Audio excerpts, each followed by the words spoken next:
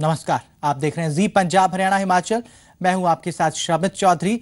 Bulletin का आगाज बड़ी खबर के साथ। पठानकोट की बमियाल सीमा पर घुसपैठ की कोशिश हुई और बीएसएफ ने इसको नाकाम कर दिया। बीएसएफ के मुस्तैद जवानों ने एक संदिग्ध को ढेर कर दिया, जबकि 2 भागने में कामयाब रहे। पठानकोट सीमा पर एक संदिग्ध ढेर हुआ है और बीएसएफ के जवानों ने संदिग्ध को मार गिराया। 3 संदिग्ध बॉर्डर क्रॉस कर रहे थे, 2 संदिग्ध भागने में कामयाब रहे। घुसपैठ की कोशिश, 2 संदिग्ध भागने में कामयाब रहे, लेकिन एक को बीएसएफ ने मार गिराया। सीमा पर घुसपैठ की नाकाम कोशिश हुई, एक संदिग्ध को बीएसएफ ने मार गिराया है, जबकि 2 भागने में कामयाब रहे। बमियाल सेक्टर में ये घुसपैठ की कोशिश हो रही थी। अजय महाजन हमारे सहयोगी फोन लाइन पर हमारे साथ जुड़ चुके हैं पठानकोट से। अजय, क्या जानकारी है? जी शमीर, मैं बताना चाहूंगा कि गहरे कोहरे का फायदा लेकर कुछ संदिग्ध जो है वो सुबह 0 लाइन के पास देखे गए घुसपैठ करते हुए, और उसके बाद बीएसएफ ने जब इनको रोकने की कोशिश की तो इन्होंने वहां से भागना चाहा और 2 जो है वो भागने में कामयाब हुए हैं और उनका सर्च ऑपरेशन जो है वो अभी चल रहा है। लेकिन एक घुसपैठिया जो है वो बीएसएफ के जवानों ने मार गिराया है और ये आज सुबह जो है अर्ली मॉर्निंग की घटना है। एक घुसपैठिए को जो है मार गिराया गया है। अभी उसकी पहचान हालांकि नहीं हो पाई है। कुछ ही देर में आला अधिकारी बीएसएफ के जो है वो मौके पर पहुंचने वाले हैं और उसके बाद जो है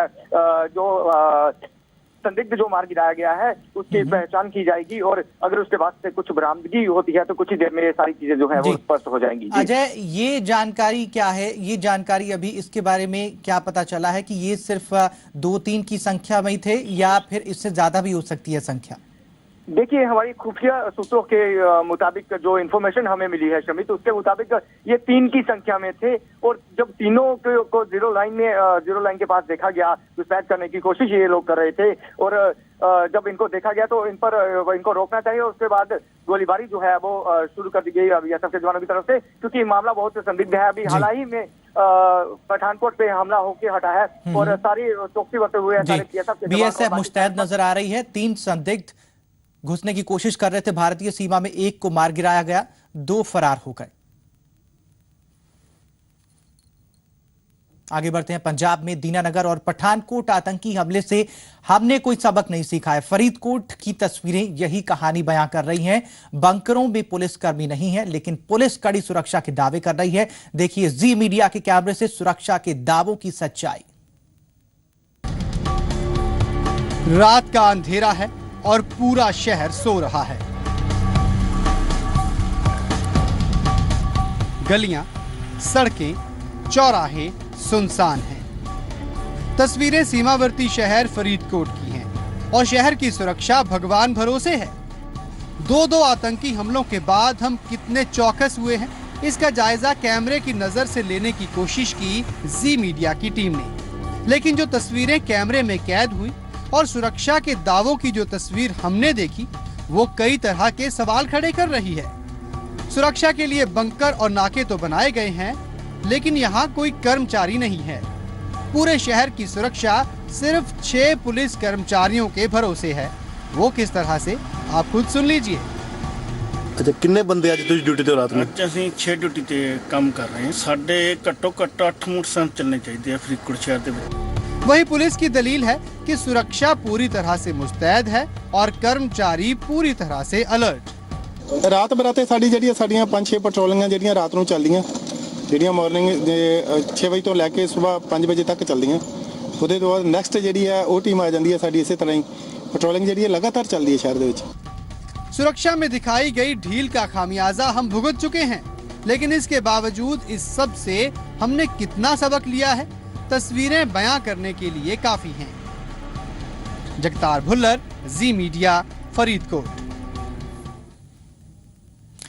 अमृतसर में सलविंदर सिंह के घर पहुंची है एनआईए टीम। ये अपडेट मिल रहा है। पठानकोट हमले में संदिग्ध हैं सलविंदर सिंह का दिल्ली में लाई डिटेक्टर टेस्ट हो चुका है। पिछले कई दिनों से एनआईए उनसे पूछताछ कर रही है। उनसे पूछताछ में एनआईए संतुष्ट नहीं थी, इसलिए लाई डिटेक्टर टेस्ट किया गया और सवालों के सीधे जवाब नहीं दे रहे सलविंदर सिंह, इसीलिए जो है उनका लाई डिटेक्टर टेस्ट किया गया। सूत्रों के हवाले से खबर है कि अब उनका ब्रेन मैपिंग टेस्ट भी हो सकता है। राजन गोसाई हमारे सहयोगी फोन लाइन पर हमारे साथ जुड़ चुके हैं। राजन, क्या जानकारी है? जी शमित, एनआईए की टीम आज सुबह करीब 9 बजे एसपी सलविंदर सिंह के घर पे आई है और यहाँ पर वो करीब 8 मेंबर्स की जो टीम है वो यहाँ आई है, जिसमें 4 पुलिस वाले भी शामिल हैं। और बताया जा रहा है कि ये जो टीम है अभी भी घर के अंदर सारे रिकॉर्ड खंगाल रही है, चाहे प्रॉपर्टी के रिकॉर्ड हो या कोई और जो प्रॉपर्टी के रिकॉर्ड और दूसरे जो है वो खंगाले जा रहे हैं। और अभी भी टीम जो है वो अभी भी एसपी सलविंदर सिंह के घर के अंदर है और अभी भी जांच जो है अंदर घर के अंदर की जा रही है। जी, जांच जारी है। यहाँ पर सलविंदर सिंह के घर पर पहुंची है एनआईए की टीम और ये हमारे सहयोगी बता रहे हैं राजन गोसाई की सुबह से ये टीम वहां पर डटी हुई है, तमाम डॉक्यूमेंट्स खंगाले जा रहे हैं। राजन, आपका बहुत बहुत शुक्रिया हमारे साथ जुड़ने के लिए। अपडेट के लिए आपके पास दोबारा लौटेंगे। तरन तारण में शिरोमणि अकाली दल की बैठक हुई है और इस बैठक में सुखबीर बादल ने जहां अपने पार्टी कार्यकर्ताओं को खडूर साहिब उपचुनाव में जुट जाने की नसीहत दी, वहीं उन्होंने आम आदमी पार्टी पर निशाना साधा। सुखबीर बादल ने कहा कि हार के डर से आम आदमी पार्टी भाग रही है। सुखबीर ने कहा कि खडूर साहिब में शिरोमणि अकाली दल का मुकाबला कांग्रेस से है। सूबे में तीसरी बार सरकार बनाने के लिए सुखबीर बादल ने कार्यकर्ताओं को मंत्र दे दिया है। सुखबीर ने कार्यकर्ताओं से कहा है कि खडूर साहब उपचुनाव में पार्टी उम्मीदवार को बड़े अंतर से जीत दिलाएं। इसी जीत से 2017 में बादल सरकार की हैट्रिक का मूड बनेगा। उन्होंने कार्यकर्ताओं से कहा कि उपचुनाव को हल्के में लेने की भूल ना करें। इस इलेक्शन ਨੂੰ ਆਪਾਂ ਨੂੰ ਸੌਖਾ ਵੀ ਨਹੀਂ ਸਮਝਣਾ ਚਾਹੀਦਾ। ਆਪਾਂ ਨੂੰ ਇਲੈਕਸ਼ਨ ਨੂੰ ਸੀਰੀਅਸਲੀ ਲੈ ਕੇ ਆਪਾਂ ਲੜਨਾ ਹੈ, क्योंकि इस इलेक्शन के रिजल्ट ने असली मुड़ बनना अपना अगली तीजी वार सरकार का निशाना बनाना है कि अपनी हैट्रिक तीजी बार अपनी हैट्रिक होगी। अपने पिंडा चो लीड दवाइए और ये लीड इन्नी वड्डी होवे कि जेडे आने वाली 2017 की जेडी चोण आ ओदा जेड़ा वा अज कोई मुड़ बन जे। वहीं सुखबीर ने आम आदमी पार्टी और कांग्रेस पर भी तंज कसा। डिप्टी सीएम ने कहा कि चुनावी मैदान से भागने के बजाय दोनों पार्टियां जंग में उतरकर सामना करें। कांग्रेस भी भज्जन फिरदी है ते आम आदमी डर के भज रहे हैं। मैं तो उन्होंने कहना कि जो मैदानी जंग चाहना है उन्होंने आना चाहिए। कार्यकर्ताओं को संबोधित करते हुए सुखबीर ने कहा कि खडूर साहब में पार्टी का उम्मीदवार लगभग 50,000 के अंतर से जीतना चाहिए। इसके लिए सभी कार्यकर्ता पूरी ताकत लगा दें। राजन गोसाई, जी मीडिया, तरन तारण। तो ये तो बात रही शिरोमणि अकाली दल की तैयारियों की, लेकिन कांग्रेस भी तैयारियों में जुटी है। कांग्रेस की प्रदेश अध्यक्ष विधानसभा चुनाव को लेकर पार्टी को मजबूत कर रहे हैं। इसी सिलसिले में कल कैप्टन गुरदासपुर पहुंचे और युवाओं से कांग्रेस के साथ जुड़ने की अपील की।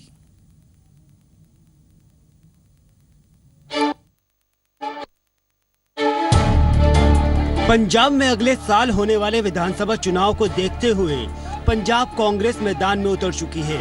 पार्टी के प्रदेश अध्यक्ष कैप्टन अमरिंदर सिंह बुधवार को गुरदासपुर के कस्बा कलानौर पहुंचे, जहां उन्होंने युवाओं को कांग्रेस से जोड़ने को लेकर मुहिम की शुरुआत की। इस दौरान नौजवानों ने कैप्टन से जहां कई तरह के सवाल पूछे, वहीं कई सुझाव भी दिए। एक नौजवान ने कैप्टन के उन बयानों का जिक्र किया जिनमें कैप्टन ने पार्टी के पूर्व प्रदेश अध्यक्ष प्रताप सिंह बाजवा पर नशे के कारोबार से जुड़े होने के आरोप लगाए थे। प्रताप सिंह बाजवा के खिलाफ कि उन्हां दे जेड़े हत्थ आ वो ड्रग्स स्मगलरां दे नाल रले होए आ, वो ड्रग्स स्मगलिंग करदे ने। प्रताप सिंह बाजवा नूं इस बार टिकट दिओगे? सेंट्रल इलेक्शन कमेटी है जिहदी प्रधानगी कांग्रेस प्रेसिडेंट करते ने मीर प्रधान साहब होण के मैं होऊंगा, उत्थे भी मैं भी उत्थे ही होऊंगा और फैसला उत्थे हुंदा। ते मैं अज ये कहना कि किस नूं मिलूगा किस नूं नहीं मिलूगा ये नहीं मैं उहदा जवाब दे सकदा। वहीं एक और नौजवान ने मजीठिया और कैप्टन के बयानों के बारे में बात की और कहा कि मजीठिया उन्हें चाचा बुलाते हैं, ऐसे में क्या वो सत्ता में आने के बाद मजीठिया को छोड़ देंगे? जिदन सरकार बने वो चाचा ਤੁਹਾਨੂੰ ਚਾਚਾ ਕਹਿੰਦਾ ਤੇ ਉਹ ਸਾਰੇ ਕਾਲੀ ਜਿਹੜੀਆਂ विक्रम सिंह मजीठा है कोई होर मजीठा है जेड़ा कुछ है सब पिछी आ जाऊगा। ये मैं किसी दी असी कोई सपोर्ट करने वास्ते नहीं आए। कार्यक्रम के बाद कैप्टन ने बताया कि पंजाब में कांग्रेस की तरफ से पीएम मोदी और नीतीश कुमार के चुनाव अभियान की कमान संभालने वाले प्रशांत किशोर चुनाव अभियान की कमान संभालेंगे। वहीं खडूर साहिब विधानसभा उपचुनाव को लेकर उन्होंने कहा कि जल्द उम्मीदवारों का ऐलान कर दिया जाएगा।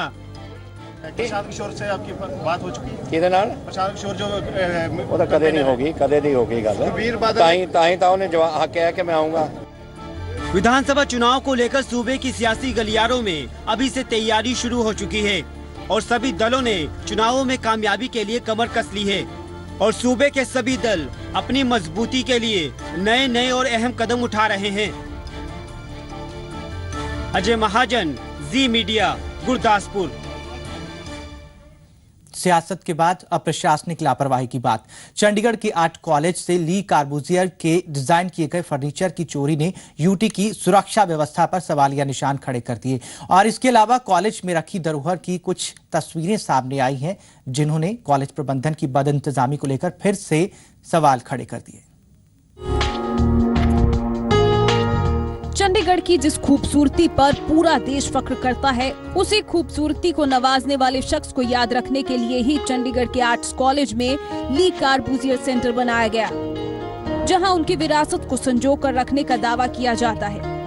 बहुत सी चीजें इस सेंटर में सजा कर रखी भी गई हैं। लेकिन इसी आर्ट्स कॉलेज की एक और तस्वीर ये भी है। इन पर लगाई गई ये स्लिप इन्हें कॉलेज के बाकी फर्नीचर से अलग करती है, क्योंकि ये फर्नीचर इस धरोहर का हिस्सा है जो ली कार्बूजियर ने चंडीगढ़ को सौंपा था। लेकिन आज इनकी ये हालत बयां कर रही है कि किस तरह प्रशासन अपनी इस धरोहर को संभालने में नाकाम साबित हो रहा है। लेकिन अमूल्य विरासत की अनदेखी का सिलसिला यहीं खत्म नहीं होता। इनकी दुर्दशा की एक और तस्वीर सामने आती है स्टोर रूम से। यही वो स्टोर है जिस विच ली कार्बूजियर द्वारा बनाई गई 15 कुर्सियां ते एक टेबल चोरी हो गया। तुहानू इस दी अंदरों हालत दिखाने हैं कि किन्नी खचाखच यह स्टोर भरिया होया है। तुसीं देखोगे कि अंदर पेपर्स तो लैके कूलर्स ते बहुत सारी होर चीज़ां भी इत्थे पईयां ने। तुसीं चेयर भी देख सकते हो, खराब कंप्यूटर भी इत्थे पए ने, यानी कि तुसीं देख सकते हो किवें खचाखच भरिया होया। ते इत्थे ही जिहड़ी ली कार्बूजियर द्वारा बनाई हुई धरोहर है, कह सकते हैं हैरीटेज चीज़ां ने, वो भी इत्थे ही सारियां पईयां सी, जिस उत्ते हथ साफ कर दिता गया। अंतर्राष्ट्रीय बाजार में करीबन करोड़ों की कीमत वाले फर्नीचर को कबाड़ समझकर आर्ट्स कॉलेज प्रबंधन ने इस स्टोर रूम में रखा हुआ था, जहां सुरक्षा के कोई इंतजाम नहीं किए गए थे। इसी वजह से उन्हें बड़ी ही आसानी से चोरी कर लिया गया।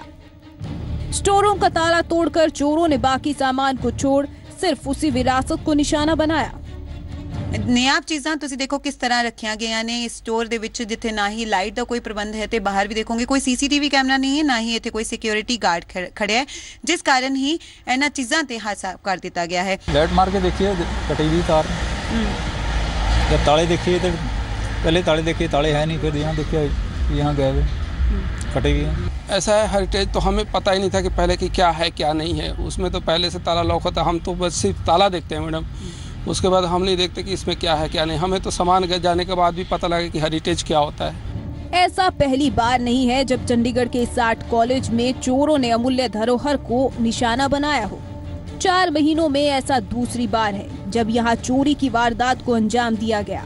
अक्टूबर 2015 में चोर 8 कुर्सियां और 2 टेबल चोरी करके ले गए थे, लेकिन प्रशासन ने पहली बार से सबक नहीं लिया, जिसका खामियाजा एक बार फिर भुगतना पड़ा। यहाँ तक कि पुलिस भी अभी पहले मामले को सुलझा नहीं सकी थी कि दूसरी बार फिर चोरी का मामला सामने आ गया। पर्टिकुलर एरिया है जहाँ पे कल थेफ्ट हुई है, वहाँ पे सिक्योरिटी रिलेटेड काफ़ी सारे इश्यूज हैं, जैसे वहाँ पे कोई सीसीटीवी कैमराज नहीं लगे हुए थे। सिक्योरिटी के जो इंतज़ाम होने चाहिए सेंसिटिविटी के हिसाब से वो नहीं थे वहाँ पे, कि जिस हिसाब से ये चोरी हुई है और जिस तरह से उनको पता था कि एग्जैक्ट लोकेशन पे किस रूम में क्या पड़ा हुआ है, तो उसमें इनसाइडर की जो इन्फॉर्मेशन और इन्वॉल्वमेंट है उसको रूल आउट नहीं किया जा सकता। सो उस चीज़ को भी हम चेक करें। पुलिस भी इस बात को मान रही है कि सुरक्षा में लापरवाही बरती गई, लेकिन क्यों, इसका जवाब न कॉलेज प्रशासन के पास है और न ही पुलिस के पास। यहाँ तक कि जब जी मीडिया ने कॉलेज में इसकी पड़ताल की तो चोरों की नजरों से बची हुई फर्नीचर को स्टोर से निकालकर कॉलेज के अंदर रखवा दिया गया। इससे साबित होता है कि कॉलेज प्रशासन अपनी लापरवाही पर पर्दा डालने की कोशिश में था। ऐसे में जब फ्रांस के राष्ट्रपति और हमारे प्रधानमंत्री ने खास तौर पर इसी धरोहर को देखने चंडीगढ़ आना था, उस वक्त में इस फर्नीचर का चोरी होना देश की साख पर भी सवाल खड़े करता है। नितिका महेश्वरी, जी मीडिया, चंडीगढ़। और सलविंदर सिंह से जुड़ी एक और जानकारी यहां पर मिल रही है। पंजाब के 5 स्थानों पर एनआईए का सर्च अभियान, ये जानकारी मिल रही है। एसपी सलविंदर के ऑफिस में भी एनआईए जांच कर रही है। सलविंदर सिंह पठानकोट आतंकी हमले में संदिग्ध हैं, पूछताछ उनसे लगातार हो रही है। उनके घर पर भी एनआईए की टीम पहुंची है। कुल मिलाकर 5 स्थानों पर एनआईए का सर्च ऑपरेशन है पंजाब में, और एसपी सलविंदर के ऑफिस में भी एनआईए जांच कर रही है। सलविंदर सिंह जिनका लाई डिटेक्टर टेस्ट हो चुका है, अब उनकी ब्रेन मैपिंग टेस्ट की भी तैयारी हो रही है। ये भी उनका टेस्ट हो सकता है क्योंकि उनके जवाबों से संतुष्ट नहीं है एनआईए। राजन गोसाई हमारे सहयोगी अमृतसर से हमारे साथ जुड़ चुके हैं। राजन, क्या अपडेट है इस खबर में? शमित, आज सुबह से ही एनआईए की टीम जो है एसपी सलविंदर के घर पे पहुंची है, और ये जो टीम है ये उनके घर के अंदर जो है जांच कर रही है। रिकॉर्ड जो है सारे वो खंगाले जा रहे हैं, और प्रॉपर्टी के जो डॉक्यूमेंट्स है इस घर के, और जो और भी प्रॉपर्टीज जो है उनके डॉक्यूमेंट्स जो है वो खंगाले जा रहे हैं। इसके अलावा और भी जो रिकॉर्ड है, सर्विस रिकॉर्ड जैसे एसपी सलविंदर सिंह के है, उसको भी खंगाला जा रहा है। और टीम जो है इस बारे में कोई भी जानकारी देने को तैयार नहीं है अभी भी। टीम जो है अभी अंदर सारी छानबीन जो है वो की जा रही है। अभी 2 मेंबर और आए हैं, वो जो अंदर उनके घर के अंदर जा रहे हैं, और लेकिन वो भी बोलने को तैयार नहीं हो रहे हैं कुछ भी। अच्छा, और क्या कुछ जानकारियां मिल रही हैं? सिर्फ उनके घर पे छापेमारी हुई, कुल मिलाकर 5 ठिकाने बताए जा रहे हैं। जिस अंदर अभी शमित अभी तो सिर्फ सलविंदर के इसी घर पर जो है छापेमारी की जा रही है एनआईए की ओर से। बाकी जो ठिकाने हैं वो हो सकता है गुरदासपुर में जो राजेश है उनके घर पर हो या किसी और घर पर, लेकिन अभी कोई भी एनआईए की ओर से कोई भी जानकारी जो है वो नहीं दी जा रही है। अभी सिर्फ सलविंदर सिंह के घर के अंदर ही टीम जो पहुंची हुई है। अच्छा, एनआईए की टीम क्या मीडिया से बात करेगी इस दौरान? जी, वही जो है बात करने की कोशिश की जा रही है, लेकिन एनआईए की टीम जो है वो बात नहीं कर रही है। हालांकि जो यहाँ पर पुलिस अधिकारी आए हैं उनसे बात जो है वो करने की कोशिश की जा रही है, शायद वो कोई जानकारी दे। जी। चलिए, आप नजर बनाए रखिए, अपडेट के लिए दोबारा आपके पास लौटेंगे। फिलहाल शुक्रिया। और अब हम 2 तस्वीरें दिखा रहे हैं आपको। एक तो एनआईए दफ्तर जब पहुंचे एसपी सलविंदर सिंह, सच से सामना उनका होगा। और अमृतसर में है एनआईए की टीम, वहां भी उनके घर पर जो है चेकिंग की जा रही है, डॉक्यूमेंट्स खंगाले जा रहे हैं, तमाम जानकारियां वहां से भी जुटाने की कोशिश की जा रही है। और ये दिल्ली से लेकर अमृतसर तक का एनआईए का सफर क्यों हो रहा है? क्योंकि एसपी सलविंदर के बयानों से संतुष्ट नहीं है एनआईए। उनका लाई डिटेक्टर टेस्ट हो चुका है, और अब ब्रेन मैपिंग टेस्ट की भी चर्चा हो रही है कि ये टेस्ट भी उनका होगा। सूत्रों के हवाले से ये भी जानकारियां मिली हैं कि जब लाई डिटेक्टर टेस्ट हुआ उस दौरान भी जो है संतोषजनक जवाब उन्होंने नहीं दिया है। तो दिल्ली से लेकर अमृतसर तक डटी हुई है एनआईए की टीम।